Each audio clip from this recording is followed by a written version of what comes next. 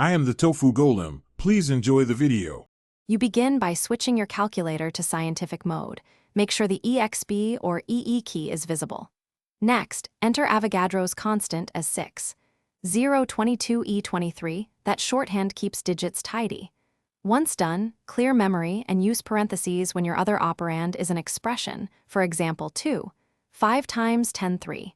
This prevents order of operations errors. You do this because calculators store and combine exponents more reliably than typing long integers, and it avoids truncation or overflow on small displays.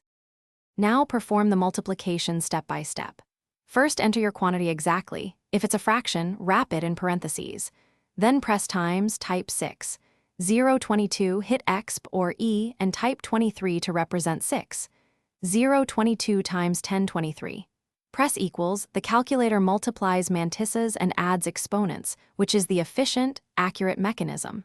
Once the result appears, you can store Avogadro in memory with M, plus so future multiplications omit retyping. Make sure to check display mode to interpret. Finally, read the answer in scientific or engineering notation so you can interpret the exponent without miscounting zeros. If the calculator shows overflow or an error, re-enter the operation splitting mantissa and exponent. Multiply mantisses and add exponents manually, or reduce input precision to 3-4 significant figures, then adjust. Make sure to sanity check by dividing your result by 6.